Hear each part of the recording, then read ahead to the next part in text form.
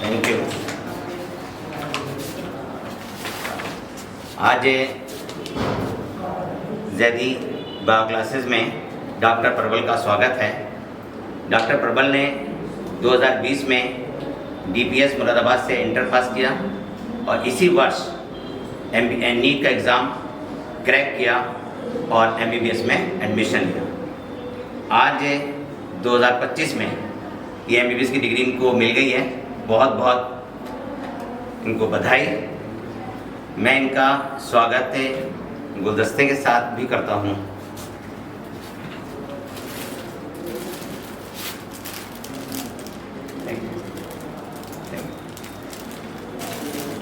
Doctor प्रबल शुरू से ही बहुत मेहनती थे और ये सिर्फ एजुकेशन की फील्ड में ही नहीं, कल्चर एक्टिविटीज़ में भी बहुत आगे हैं।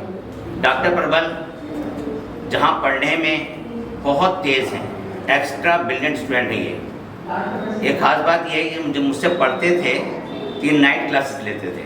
मैं इनको 11 से रात में 1 बजे तक पढ़ाता था, जो कि आम बच्चा नहीं पढ़ सकता। जाड़ों के दिनों में भी प्रबल इसी टाइम पढ़ते थे और मैं इनको देखता था कि ये सुबह से लेके रात तक, जब तक मैं पहुंचता नहीं था, एक ही जगह बैठे लगातार पढ़ते रहते थे। और मेरे ख्याल से फिजिक्स के न्यूमेरिकल की तो ये पूरी पूरी कॉपी भर दिया करते थे। लगभग एक दिन में 50 पेज तक न्यूमेरिकल लगा दिया करते थे। ये जहाँ पढ़ने में बहुत तेज़ हैं, वहीं इनका टैलेंट और भी है। ये गेम्स में बहुत आगे हैं। इनका जो मनपसंदीदा गेम है वो है क्रिकेट।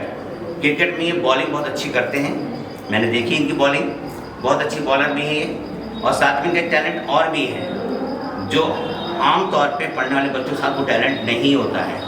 ये स्टेज प्रोग्राम भी बहुत अच्छा करते हैं, प्रोग्राम को कंडक्ट बहुत अच्छा करते हैं और ये सिंगर भी अच्छे हैं। मैंने खुद इनका गाना सुना है और मैं सुनता ही रह गया। मैं समझ ही नहीं पा रहा था कि ये डॉक्टर प्रबल गाना गा रहे हैं या कोई प्रोफेशनल सिंगर है। ये अच्छे इंस्ट्रूमेंट्स को प्ले भी करते हैं। पियानो वगैरह इन्होंने मेरे सामने बजाया है और वाकई काबिल तारीफ़ है इनका वो टैलेंट भी। इन्होंने MBBS बहुत कम समय में 2020 में इंटर पास किया, 2025 में आज MBBS की डिग्री इन्होंने उपाधि प्राप्त कर ली है। इनको बहुत बहुत इनको शुभकामनाएं और मैं उम्मीद करता हूं कि आगे ये अब PG करेंगे। इनका स्वागत है, मैं इनको एक मोमेंटो दे के भी करता हूँ।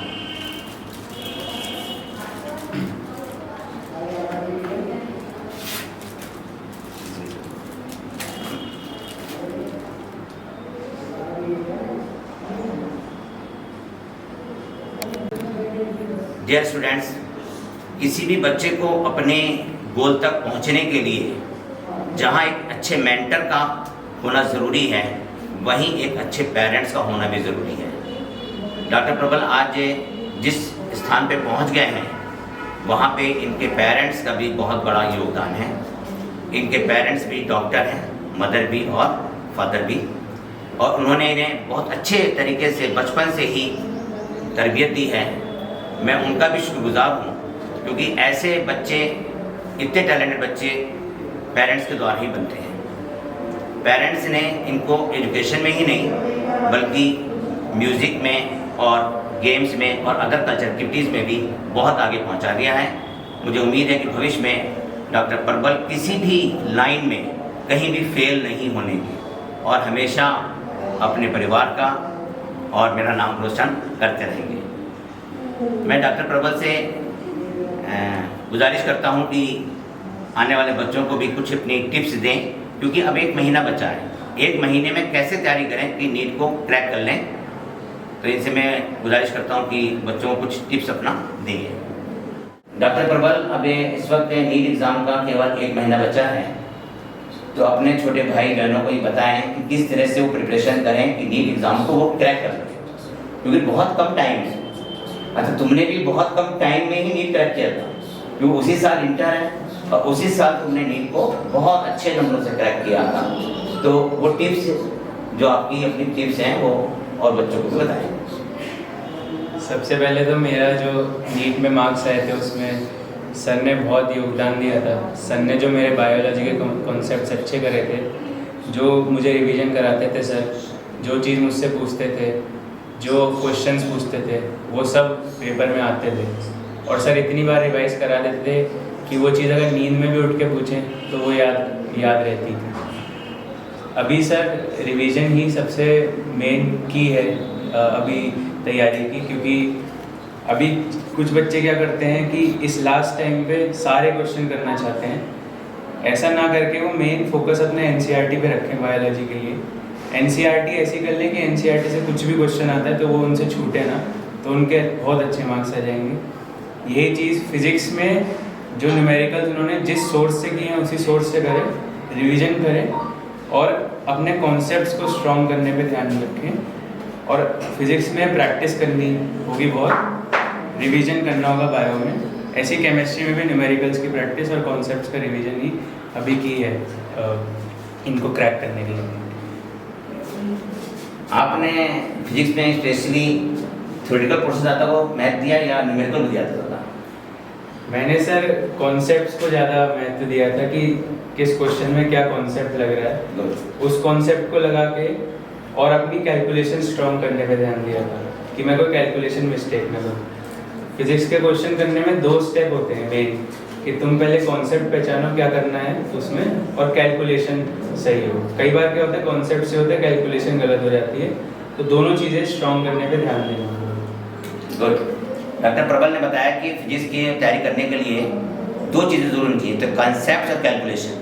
देखो, जब तक कैलकुलेशन स्ट्रॉन्ग नहीं होगा तो आपको बहुत टाइम कंज्यूम हो जाएगा, क्योंकि नीट एग्जाम में न्यूमेरिकल को सॉल्व करने के लिए मेरे पास सिर्फ 1 या 2 मिनट ही मिल पाते हैं, है ना। और कैलकुलेशन अगर आपका स्ट्रॉन्ग होगा तो कॉन्फिडेंस बढ़ जाएगा। केमिस्ट्री को कैसे किया था आपने, ज़रा थोड़ा सा बच्चों को बताएं। केमिस्ट्री में भी थोड़ा थ्योरी पोर्शन फिजिक्स से ज़्यादा हो जाता है, लेकिन उसमें भी न्यूमेरिकल्स रहते हैं, तो उसमें भी जो कॉन्सेप्ट्स मेन है वो सब याद रखने बहुत ज़रूरी है। और मेन केमिस्ट्री में भी एनसीईआरटी नहीं छोड़नी है, उसमें एनसीईआरटी के जो कॉन्सेप्ट्स है वो याद रखने हैं और उसमें भी कैलकुलेशन पार्ट गलत नहीं करना है जो क्वेश्चन आते हैं उनका।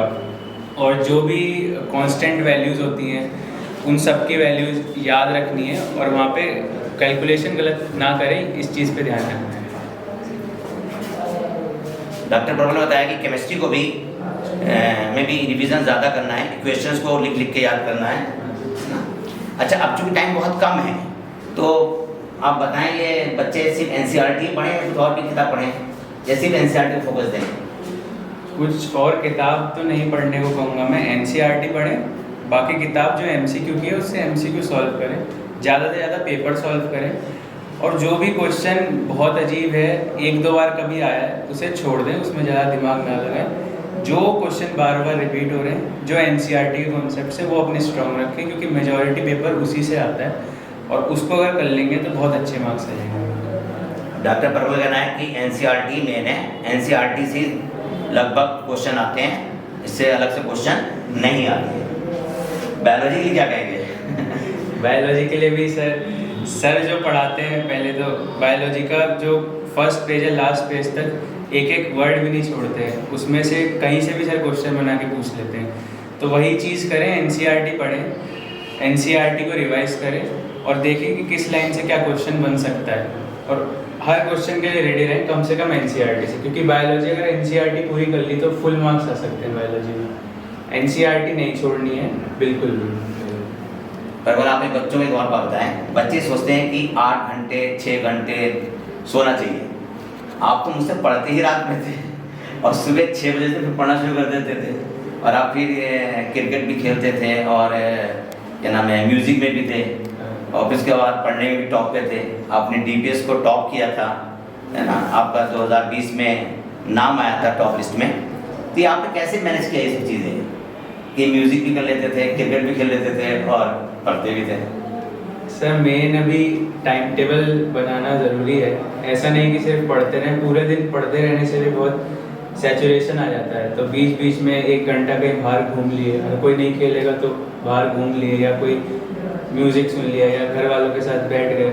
थोड़ा अपने माइंड को रिलैक्स भी करें, बहुत ज़्यादा प्रेशर ना लें, क्योंकि अभी तक जो बच्चे अच्छे से तैयारी कर रहे हैं उनका सिलेबस हो चुका होगा, रिवीजन शुरू हो चुका होगा, या हो सकता है दूसरा रिवीजन चल रहा होगा। तो अपने आप पे कॉन्फिडेंस रखें। और नींद मेरा 4-5 घंटे में हो जाता था, लेकिन कुछ लोग अगर ज़्यादा सोना चाहते तो उस हिसाब से अपना टाइम टेबल बना लें। लेकिन ऐसा कोई ना तो फिक्स्ड नींद का है, ना ही पढ़ाई के कोई फिक्स्ड घंटे होते हैं कि इतना ही घंटा पढ़ के नींद निकलेगा। मेन होता है कि कितना आउटपुट आ रहा है उस समय में। अगर 2 घंटे पढ़ रहे हो तो उसमें आउटपुट आए 2 घंटे का, मतलब 120 मिनट में से 100 मिनट आपके इफेक्टिव होने चाहिए कि जो आप पढ़ रहे हैं आपके दिमाग में जा रहा है। अगर बैठे रहेंगे बुक लेके तो फिर उससे कोई फ़ायदा नहीं है। आपका कहना मतलब ये हम डिसाइड कर लें कि आज इतना पढ़ना है, उतना हमें पढ़ना ही है। हाँ, उतना पढ़ना है। ये डिपेंड नहीं करता कितना टाइम है, हाँ, बस उस टारगेट को अचीव करना है। अगर टारगेट जल्दी हो गए तो जल्दी आप मुझे फिर अच्छा, जैसे हमने कोई टॉपिक आज पढ़ा तो इसे अमूमन कितने दिन में रिवाइज कर लेना चाहिए? जैसे हम कोई चीज़ आज पढ़ते हैं, फिजिक्स का चैप्टर में आज पढ़ा, सपोज करो वर्क पावर एनर्जी पढ़ा, तो इसे दोबारा कितने दिन में रिवाइज कर लें? या ये डिपेंड करता है कि बच्चे की आईक्यू लेवल पर, ये अमूमन कितने दिन में कर लेना चाहिए रिवाइज? अभी क्या चल रहा होगा, अभी के हिसाब से जो चल रहा है कि 1 महीना बचा है, तो बच्चे पढ़ाई भी कर रहे होंगे, साथ साथ सैम्पल पेपर भी सॉल्व कर रहे होंगे। तो जो आपने टॉपिक पढ़ा है पूरे हफ्ते में, जो भी टॉपिक्स पढ़े उनके सैम्पल पेपर सॉल्व कर लीजिए। उसमें जो भी चीज़ नहीं हो पा रही है उसे एक बार देख लीजिए। रिवीजन का तो वैसे बच्चे पे भी डिपेंड करता है कि उसे कितने दिन तक याद रहता है, लेकिन फोकस करिए कि जब पढ़ रहे हैं तो उसे ऐसे पढ़ें कि वो लंबे टाइम तक याद रहे। मोस्टली पेपर ज़्यादा से ज़्यादा सॉल्व करिए, जैसे कि वो टॉपिक आपके दिमाग में रहे और आपको कॉन्सेप्ट्स को बार बार याद आए। जितना आप क्वेश्चन सॉल्व करेंगे उतने कॉन्सेप्ट्स आपको याद होंगे। आपके छोटे भाई भी डॉक्टर बन रहे हैं, तो वो आपसे मोटिवेट हुए थे या पापा से? क्योंकि आपके पापा भी एक शहर के नामी ग्रामी डॉक्टर सुरई हैं, है ना, तो पापा से मोटिवेट हुए या आपसे हो? सर उसको दोनों का गाइडेंस था, वो मेरे से भी पूछता था, पापा भी उसे बहुत गाइड करते रहते थे कि कैसे करना है, और सर ने उन्हें भी पढ़ाया था, तो उसे सबका गाइडेंस था और वो मोटिवेट हुआ था पापा से भी और थोड़ा बहुत मेरे से भी कि डॉक्टर बनना है, और उसे इंटरेस्ट भी इसलिए आया था मेडिकल फील्ड में। डियर स्टूडेंट, मैं बताऊँ, मैं भी आपके पापा डॉक्टर सुरई हैं, मैं भी उनसे मोटिवेट हूँ कहीं ना कहीं, क्योंकि मैं सिर्फ दिन भर पढ़ाता रहता था। लेकिन जब मैंने उनके कांटेक्ट में आया तो मैंने देखा कि अपने वर्क के साथ साथ थोड़ा सा घूमना फिरना भी चाहिए और म्यूज़िक में भी जाना चाहिए। तो ये चीज़ मैंने उनसे हासिल करी और मैंने भी सीखा। इनके फादर को फिजियोलॉजी एनाटॉमी बहुत अच्छे से आती है, कभी कभी मैंने उनके साथ बैठ के डिस्कस भी किया है ना। डॉक्टर प्रबल, आपका फ्यूचर प्लान क्या है? फ्यूचर प्लान अभी तो सर मैं अभी 1 साल इंटर्नशिप है, उसके बाद नीट पीजी का एग्ज़ाम होगा, उसकी प्रिपरेशन करके जो मेरे को ब्रांच मिलेगा उसमें से मैं सेलेक्ट करूँगा क्या होगा। कि उसमें भी यही रहेगा कि अभी सारे MBBS के टॉपिक्स मुझे अच्छे से पढ़ना, सब रिवाइज करना इंटर्नशिप के। ठीक, डॉक्टर प्रबल आपका बहुत धन्यवाद। आप आए और अपने छोटे छोटे जो आपके साथी हैं, भाई बहन हैं, उनको आपने एक गाइडेंस दिया कि कैसे कैसे वो कर सकते हैं। इस आपके कहने से बच्चे ज़्यादा मोटिवेट होते हैं। टीचर तो रोज़ कहते ही कहता है, लेकिन जब कोई इनके सामने एक वो होता है कि जो कोई बच्चे ने पढ़ के कर लिया है ना, तो बच्चे ज़्यादा मोटिवेट होते हैं। तो मुझे लगता है कि आप इस वीडियो से बहुत से बच्चे मोटिवेट हो जाएंगे। और देखो ठीक जो कहते हैं ना लोग कि फर्स्ट टाइम नहीं निकलता, आपके सामने डॉक्टर प्रबल बैठे हैं, फर्स्ट अटैम्प्ट इंटर में भी टॉप के नंबर हैं और नीट में भी, और आज ये बहुत कम उम्र में डॉक्टर बन गए। Thank you. Thank you sir.